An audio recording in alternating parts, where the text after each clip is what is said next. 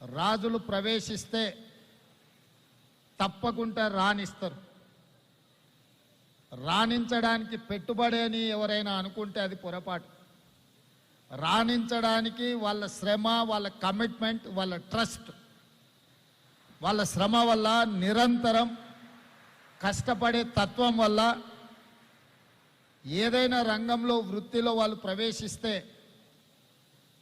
వాళ్ళని నమ్మవచ్చు అని సమాజానికి ఉన్న ఒక నమ్మకమే వాళ్ళ రాణింపుకు, వాళ్ళ ఎదుగుదలకు కారణం అని చెప్పి నేను ఖచ్చితంగా చెప్పగలను.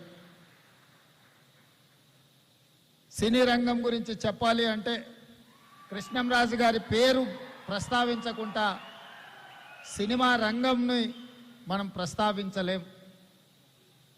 తర్వాతి తరంలో టాలీవుడ్ నుంచి బాలీవుడ్ వరకు రాణించింది రామ్ గోపాల్ వర్మ గారు. నాకు అత్యంత మంచి మిత్రుడు.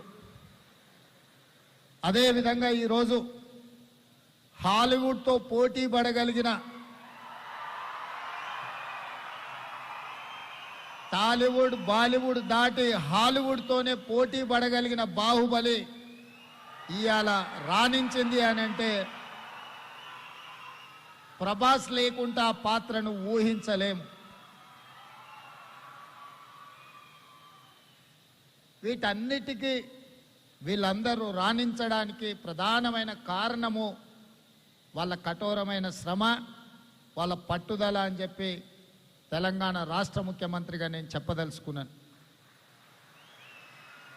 అదేవిధంగా తెలంగాణ రాష్ట్రంలో ఉన్న అత్యంత ప్రధానమైన పరిశ్రమ నిజాం చక్కెర కర్మాగారం.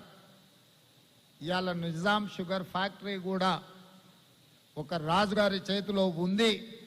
మళ్ళీ దాన్ని పునఃప్రారంభించడానికి ప్రభుత్వం వైపు నుంచి సంపూర్ణ సహకారాన్ని అందించి గత 10-12 సంవత్సరాల నుంచి ఉన్న కొట్టుమిట్టాడుతున్న ఒక సమస్యగా ఉన్న నిజాం షుగర్ ఫ్యాక్టరీ సమస్యను కూడా ఈరోజు మా ప్రభుత్వం పరిష్కరించి మీ మీద ఉన్న విశ్వాసంతో ఈరోజు ఆ షుగర్ ఫ్యాక్టరీని తిరిగి ప్రారంభించి ముందుకు తీసుకువెళ్ళాలి అని చెప్పి మా ప్రభుత్వం నిర్ణయం తీసుకున్నది. అదేవిధంగా కాంగ్రెస్ రాజకీయాలలో, ప్రధానంగా తెలంగాణ రాష్ట్ర రాజకీయాలలో ఒడిదుడుకులు ఎదుర్కొన్నప్పుడు, కార్యకర్తలు కష్టాలలో ఉన్నప్పుడు, నాయకత్వం ఆత్మవిశ్వాసం లోపించినప్పుడు తెలంగాణ రాష్ట్రానికి ఇన్ఛార్జిగా ఏఐసిసి కార్యదర్శిగా శ్రీ రాహుల్ గాంధీ గారు బొత్సరాజు గారిని ఈ ప్రాంతానికి పంపించి మాకు అందరికి అండగా నిలబడి